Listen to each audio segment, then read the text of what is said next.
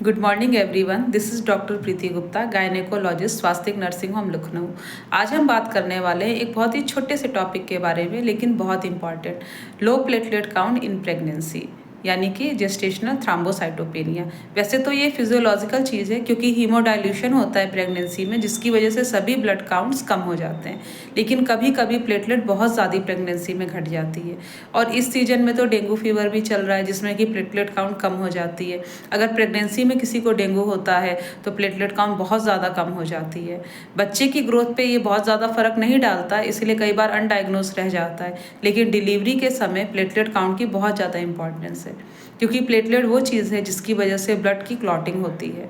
कहीं पर भी कट होता है तो जो क्लॉट बनता है उसमें प्लेटलेट बहुत ज़्यादा इंपॉर्टेंट रोल देते हैं। इसलिए जब डिलीवरी होती है उस समय प्लेटलेट काउंट का नॉर्मल होना बहुत ज़रूरी है।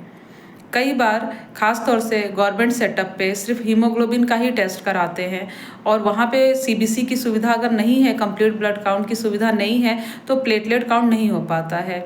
और कई जगह गवर्नमेंट सेटअप पे डिलीवरी के जगह पे, जैसे सब सेंटर या प्राइमरी सेंटर पे, डॉक्टर भी 24 घंटे अवेलेबल नहीं है, जहाँ पे स्टाफ नर्स या एएनएम को डिलीवरी करानी पड़ती है।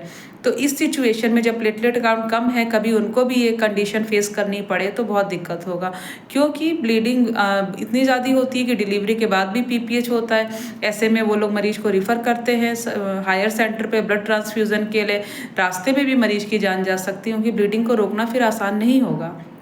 इसीलिए प्रेगनेंसी में अपना रूटीन चेकअप कराते रहें, हमेशा डॉक्टर की सलाह से टेस्ट कराएं, दवाइयाँ खाएं और अच्छा हेल्दी फूड खाएं, जिसमें कि आपके एंटीऑक्सीडेंट हो, जैसे फ्रूट्स हो गया, ग्रीन वेजिटेबल्स हो गए, ये आपको लेना है, टाइम से लेना। अगर आपको फीवर है, वायरल है या डेंगू है, जो भी चीज़ है, उसके लिए आपको टेस्ट कराना है, प्रॉपर मेडिकेशन लेना है, क्योंकि आपके साथ साथ आपका बच्चा भी सफ़र करेगा इस चीज़ को। और जब डिलीवरी होती है तो चाहे वो ऑपरेशन हो, चाहे वो नॉर्मल डिलीवरी हो, ब्लीडिंग तो होनी ही होनी है। पीपीएच होता है, अगर प्लेटलेट काउंट कम है तो पीपीएच बहुत ज़्यादा होता है, इसको कंट्रोल करना मुश्किल होता है, और सिजेरियन करना तो पॉसिबल ही नहीं है अगर काउंट बहुत कम है, क्योंकि जहाँ पे स्पाइनल देते हैं एनेस्थेटिस, उस जगह से भी ब्लीड होगा, जहाँ हमने कट किया, जहाँ स्टिच किया, वहाँ से भी ब्लीडिंग होएगी, और किसी तरह मैनेज कर दिया तो पोस्ट ऑपरेटिव पेशेंट बहुत ज़्यादा ब्लीड करेगा। इसलिए हमेशा जब भी डिलीवरी प्लान हो रहा हो, थर्ड ट्राइमेस्टर में कंप्लीट ब्लड काउंट कराएं, जिसमें कि आपका WBC count, RBC count, haemoglobin, platelet count सब कुछ सही होना जरूरी है। अगर प्लेटलेट कम है तो पहले ही प्लेटलेट ट्रांसफ्यूज़न करें, उसके बाद ब्लड ट्रांसफ्यूज़न करें, PRBC का ट्रांसफ्यूज़न, फिर कोई सर्जरी प्लान करें। जल्दीबाजी में, हड़बड़ी में कोई भी सर्जरी करना मरीज के लिए जानलेवा हो सकता है।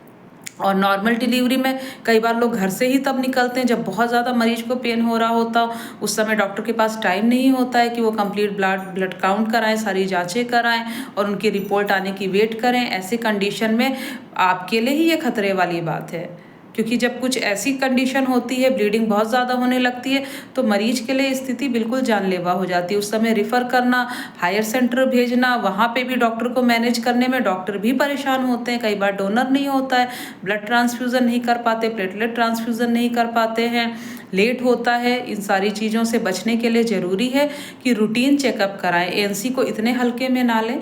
महीने में एक बार तो कम से कम अपने डॉक्टर से कंसल्ट करें, अपना रेगुलर चेकअप कराएं। कोई भी दिक्कत है, फीवर आ रहा है, खांसी है, बुखार है, डॉक्टर की सलाह से ही कोई दवाई खाएं, क्योंकि कुछ दवाइयाँ भी प्लेटलेट काउंट को कम करती हैं। और जब आपकी डेट डिलीवरी की नज़दीक आ रही हो, उस समय बिल्कुल डॉक्टर के हिसाब से ही काम करें। जो भी टेस्ट वो कहते हैं वो कराएं, रूटीन दिखाएं। इमरजेंसी में कभी भी कोई कंडीशन होती है, पेन हो रहा है, ब्लीडिंग हो रही, कुछ भी हो रहा है, फ़ौरन डॉक्टर के पास जाएं, चाहे वो रात हो चाहे वो दिन हो।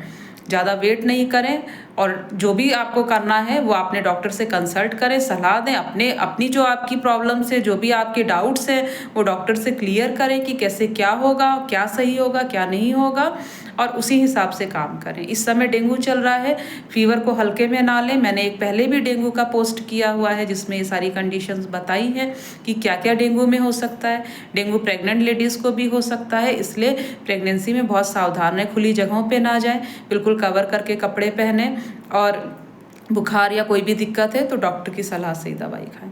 आप मुझे मेरी ओपीडी में कांटेक्ट कर सकते हैं। स्वास्तिक नर्सिंग होम, खुर्दई बाज़ार, सुल्तानपुर रोड, लखनऊ।